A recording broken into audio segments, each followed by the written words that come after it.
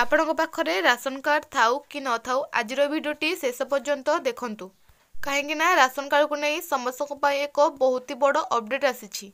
जदि आपण चाहते राशन कार्ड रे नुआ आवेदन करने किंबा नुआ ना आड करने आपण आड करने पारिबे। पूरा भिडियोटी जानापी आज भिडियो रे संपूर्ण अपडेट मु जनईदेवी। जानापी भिडियोटी को बिना स्किप रे शेष पर्यंत देखंतु।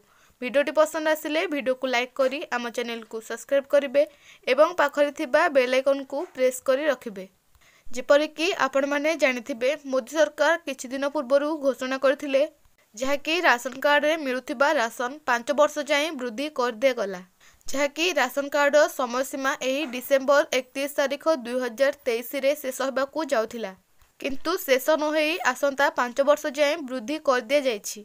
कारण आगो को इलेक्शन आसुछि। केवल सेतिक नुहे तापर भी नवीन सरकार घोषणा जणाइदेले जे राशन सामग्री आसंता 5 वर्ष जाए वृद्धि कर दिया जिवो।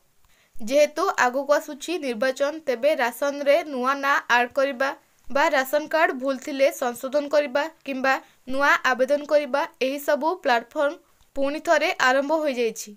जदि आपण चाहछंती एबे राशन कार्ड रे नुआ आवेदन करिबा पई तेबे राशन कार्ड रो नुआ ऑफिशियल वेबसाइट रे आपण नुआ आवेदन करने पारबे। मु आपण को रेकमेंड करछि जे आपणक पाखरे थिबा जनसेवा केंद्र किंबा जेउंटी सबु ऑनलाइन अप्लाई होछि सेठी को जाई आपण वर्तमान चाहिए राशन कार्ड रे आवेदन करने पारबे। आउ बहुत जल्दी मध्य अप्रूवल मिल जाउछि। एबे इलेक्शन टाइम आसी गलानी, तेणु राशन कार्ड रे नुआ आवेदन करिबा, ऐड करिबा एवं संशोधन करिबा ए सब जिंस ओपन हो सारिछि एवं अप्रूवल मध्य जल्दी हो जाउछि। जो माने चाहि अप्लाई करबा पई तुरंत करे नै पारिबे।